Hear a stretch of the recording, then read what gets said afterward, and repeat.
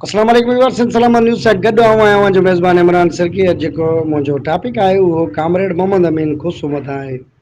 Fill जाओ मोहम्मद अमीन खुसो जैकबाबाद ज़िले जे साहब दिल बुलंद हिम्मत मुख़लिस क़ौमी अॻवान मोहम्मद अमीन खुसो जामाणी पाड़े जे खुसनि मां पंहिंजे नानाणे ॻोठ मीर हयात ख़ान तालके ठुल्लु ज़िले जैकबाबाद में अब्दुल अज़ीज़ ख़ान खुसे जे घर 11 दिसंबर 1913 ते जनम वरितो।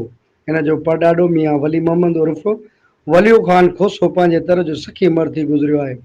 अब्दुल अज़ीज़ ख़ान खोसो के ॿ फर्ज़ंद मोहम्मद अमीन ख़ान ऐं निज़ामुद्दीन ख़ान थिया। मियां मोहम्मद अमीन ख़ान इब्तिदाई तालीम करीम बख्श खोसे जे ॻोठ तालके ठुल्ल में वरिती, जितां हू आदमपुर तालके नसीराबाद में मास्टर अब्दुल रसूल खोसे वटि वञी पढ़णु वेठो। उतां 5 दर्जा पास करे मोटी अची जैकबाबाद हाई स्कूल में अंग्रेज़ी तालीम हासिल कई। इते खेसि मिस्टर ग़ुलाम कादिर ख़ान वकील ऐं मिस्टर शेवाराम भागाचंद जहिड़नि लाइक़ उस्तादनि जे शागिर्द जो शरफ़ हासिल थियो हो। हिन 1928 जे आख़िर में जैकबाबाद हाई स्कूल मां मैट्रिक जो इम्तिहान पास कयो। उन खां पोइ साॻे साल जे आख़िर में अलीगढ़ कॉलेज में आला तालीम हासिल करण लाइ दाख़िल थियो। उतां 1933 धारी BA पास करे ग्रेजुएट थियो। उन खां पोइ ही वकालत पढ़ण लाइ उते ई कॉलेज में पढ़ण लाइ वेठो। 1936 धारी फर्स्ट LLB जे इम्तिहान ॾिनई। ॿिए साल प्रोफेसर हलीम पर वाइस चांसलर किन सबबनि करे हिन खे कॉलेज मां ख़ारिज करे छॾियो। उन ते छोकिरनि घणी हलचल हलाई पर उन खे वरी दाख़िला मिली न सघी। तंहिं करे हिन खे वापसि ॻोठ अची रहणो पियो। अलीगढ़ जे रहायशी जे अरसे में हिन सररास मसूद, डॉक्टर मोहम्मद इकबाल ऐं नवाब मोहम्मद इस्माइल मेराठ वारे सां वाक़फ़ियत पैदा करे संदन सोबत मां मुस्तफ़ीद थियण जी कोशिशि कई। अलीगढ़ में रहण वक़्तु हिन जी केतिरे ई नौजवाननि सां वाक़फ़ियत ऐं दोस्ती थी, जिन मां ग़ुलाम अहमद ख़ान बिन नवाब मोहम्मद इस्माइल ख़ान ख़ासि करे ज़िक्र जे लाइक़ु आहे।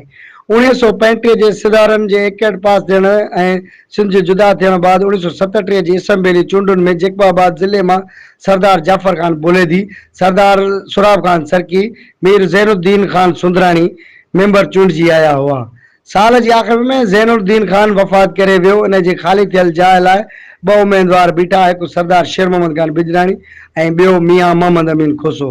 एक तरफ़ अॻवाणो मुंबई कौंसिल जो मेंबर, सरकार में ख़ासि असर रुख़सूख रखंदड़ लक़ब बिरादर क़ौम जो सरदार उमर रसीद माण्हू उम्मीदवार हो। ॿिए तरफ़ अलीगढ़ मां ताज़ो आयल गैर तजुर्बेकार नौजवान शागिर्द वॾे क़बीले जे फ़र्द हुअण जे बावजूदि माल ऐं मिल्कियत में घटि सरकार जे मुखालफ़त जमात कांग्रेस जे उम्मीदवार हो।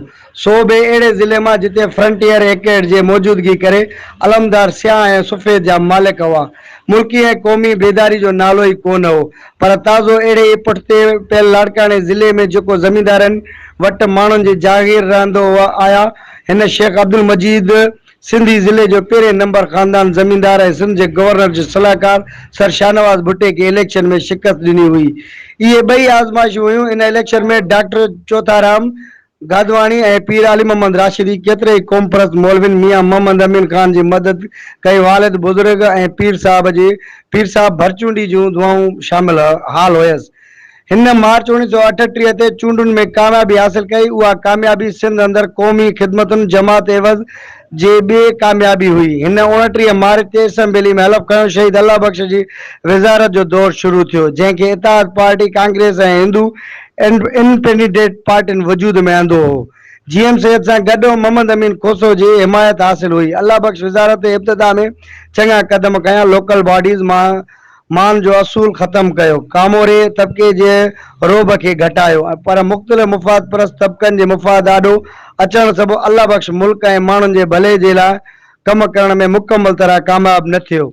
सिंध कांग्रेस ऐं मुस्लिम लीग जे सियासी इख़्तिलाफ़नि में अल्लाह बख्श जो मुकमल तरह हामी रहियो। मोहम्मद अमीन खोसो सिंध ऐं बलोचिस्तान जे पोइते पियल ख़ितनि में सियासी बेदारी ऐं आज़ादी लाइ वॾो कमु कयो। उहो अल्लाह बख्श उमिरे खे सिंध जी ख़ुदि मुख़्तियारी जो अलमबरदार सम्झंदो हो। हिन सरज़मीन सिंध खे दुनिया जे इत्तेहाद, अमन ऐं तरक़ी जो मर्कज़ सम्झो थिए हो। मौलाना ताजमहल अमरोटी मौलाना उबैदुल्लाह सिंधी जो वॾो मुनक़िद हो। वो एक ही वक्त मौलाना अब्दुल कलाम आज़ाद, मौलाना उबैदुल्लाह सिंधी ऐं अल्लामा मोहम्मद इकबाल जो दोस्त हो। इब्तिदा में कम्युनिस्ट ख्यालनि जो हामी रहियो। तरक़ी पसंद मुसन्निफ़ जो लखनऊ इजलास में सिंध मां शरीक थींदड़ वाहिद अदीब ऐं आलिम हो। हिन जो शुमार चोटी जे कांग्रेस मुस्लमान लीडरनि में थींदो हो। डिघी शारवानी कोट खादी जे अच्छे शलवार ऐं बलोची टोपी पाईंदो हो। विरहाङे खां अॻु मोहम्मद अमीन खोसो शहीद अल्लाह बख्श जो हर वक़्त मौक़े ते मददगार ऐं मुआवन रहियो। 1940 में दिल्ली में कॉम्परत मुस्लिम लीग पार्टी गॾिजी अल्लाह बख्श जी सदारत में जेका आज़ाद कॉन्फ्रेंस कोठाई उन में भी मोहम्मद अमीन साणस गॾु हो। 14 मई 1943 ते अल्लाह बख्श सूमरे जी शहादत खां पोइ ॾाढो दिल शिकस्त हो ऐं मुलवल थी पियो। इन ज़माने में साईं जीएम सैयद जो जा मुस्लिम लीग सां इख़्तिलाफ़ थी पिया। इन जे सबबु हुन साणस गॾिजी थी सघियो न ई मुस्लिम लीग में वियो। 1945 ताईं सिंध असेंबली जो मेंबर रहियो, पर जीअं ई फ़िरके परस्ती जो दौर शुरू थियो त हू साईं जीएम सैयद ऐं शेख अब्दुल मजीद सिंधी असेंबली खां ॿाहिरि रहिजी विया। पाकिस्तान के क़याम खां पोइ हालतुनि जी नासाज़गार करे हू गोशा नशीन ज़िंदगी गुज़ारण लॻो। पोइ बि सिंध सां कंहिं बि क़िस्म जी ज़्यादती बर्दाश्त न कंदो हो। सिंध खां कराची जी जुदाई 1 यूनिट जे क़याम में मार्शल लॉ दौर जॾहिं जीएम सैयद नज़र बंदि रहियो त अमीन खोसो संदसि साथी रहियो ऐं बिना डिप डाह जे तोइल ख़त लिखंदो रहियो, जेके अॻिते हली साईं जीएम सैयद 2 जिल्दनि में वाजियात वैरागिन जे उनवान सां तक़रीब ॾियारिया छापराया आहिनि। हिन ई अमृती दौर में साईं जीएम सैयद जी शख्सियत सिंध जे सैयद नाले किताब लिखियो। उन जे ख़तनि जो हिकु किताब संदसि भाउ मियां निज़ामुद्दीन खोसे अमीन उल मुल्क जे नाले सां छपाए पधिरो कयो।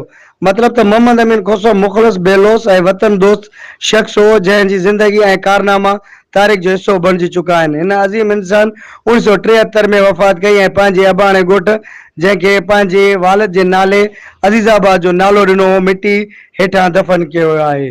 हाणे ॾींदा इजाज़त पंहिंजे मेज़बान इमरान सरकी खे। अल्लाह निगहबान। सिंध सलामत।